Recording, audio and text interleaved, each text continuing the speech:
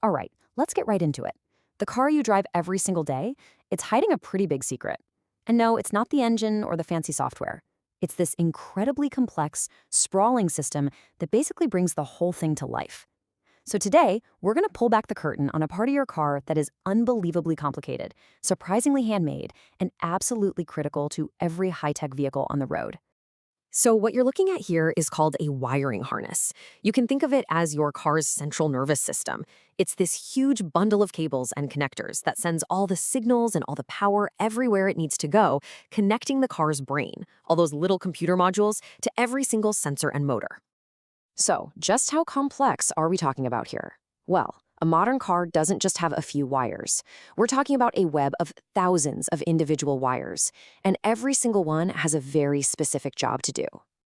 And get this, if you were to actually unravel that entire web and lay all those wires end to end, they would stretch out for several kilometers. Now just try to imagine packing all of that into the super tight spaces inside a car's frame. It's kind of mind-boggling. All of this obviously adds up.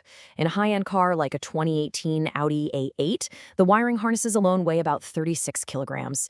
That is a heavy, dense, and absolutely mission-critical piece of equipment. And this is where we get to this really fascinating paradox. You've got these incredibly advanced, futuristic cars, but a key part of them is built in a way that's going to surprise you. I mean, let's be honest, we all think of modern cars as computers on wheels, right? They're jam-packed with all this advanced tech, driver assistance systems, huge touchscreens, tons of electronic control units. It's all very cutting-edge stuff. So it only makes sense to assume that their nervous system, this super important wiring harness, is built by a bunch of high-tech robots in some futuristic factory, right? Well, not even close. Here's the crazy part. A whopping 80 to 85% of a car's wiring harness is still put together completely by hand. And this is how it's actually done. You have people, real human workers, on an assembly line using these huge boards with pegs sticking out of them.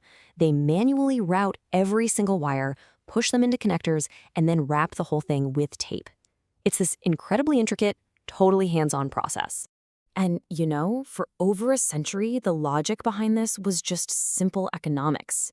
Research shows it was always cheaper to use human labor in countries with lower wages than it was to invest millions in expensive automation. But that whole model, well, it's starting to fall apart. Yeah, this century-old process, it is now under an insane amount of pressure. It's basically facing a perfect storm of challenges that are pushing it right to its breaking point. I mean, look at the process itself. It's this complex 6-stage journey. It starts with pre-production, where wires are cut, then they go to the assembly line we just saw, then every single harness has to be tested, and of course, if there are any mistakes, it has to be reworked. It's a very complicated and labor-intensive flow. So you might be asking, why wasn't this automated ages ago?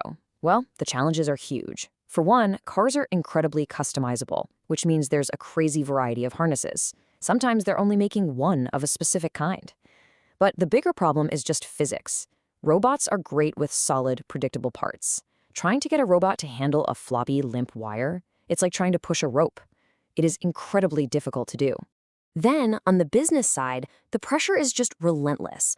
Car companies are always demanding lower prices, which squeezes already tiny profit margins.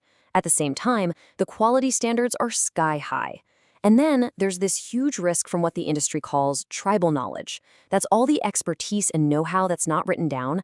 It's just in the heads of senior engineers. And as they start to retire, decades of that critical knowledge can literally just walk right out the door. So here's the turning point. While all these old problems were getting worse, a whole new set of forces came along that made the push for automation no longer a choice, but an absolute necessity. Yep, those massive trends that are completely remaking the auto industry. We're talking electrification, autonomous driving, connectivity. These are the final catalysts that are forcing this entire industry to finally change. Let's break that down real quick. With autonomous driving, the wiring harness is now a life or death component. Failure is simply not an option. Electrification adds these huge, high-voltage systems that need totally new designs. At the same time, all the parts are getting smaller and more delicate, way too small for human hands to work with reliably. And on top of all that, new safety regulations demand perfect traceability for every part. a paper trail that manual systems just can't keep up with. So, faced with this new reality, the industry is now racing to create a new blueprint, one that's built on data and automation, designed to solve these problems that have been around for 100 years. And the foundation of this whole new approach is something called the digital twin.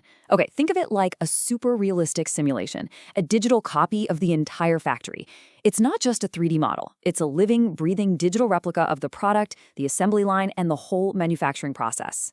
And what this digital twin does is create what they call a digital thread. Just imagine a single, unbroken line of data that connects every single step of the process, from the first design sketch to the factory floor and all the way to the mechanic's service bay. Everyone is working from the exact same playbook, all in real time. So this really is the core of the whole transformation. You're moving from manual assembly to robotic automation, from scattered, fragmented data to a single connected digital thread. Instead of relying on that tribal knowledge locked inside a few experts' heads, all that expertise gets captured and turned into automated design rules. The whole mindset shifts from reactively fixing mistakes to proactively designing them out before they even happen. And this right here really shows you the whole journey in one glance. You go from those low-tech manual form boards we saw at the beginning to a future of smart, flexible, and data-driven robotic automation. Really, the key takeaway here is just how massive this industrial shift is. The entire goal is to transform an industry that, for a century, has been built on low-cost labor into one that's defined by high-tech precision, rock-solid quality, and intelligent data. Which leaves us with a pretty cool question to think about. As the cars themselves become more and more intelligent, to the point of driving themselves, how will their most fundamental parts, their very nervous systems, be made? Will they be built entirely by robots, maybe even designed by an AI? Or will there always be a need for a human in the loop somewhere?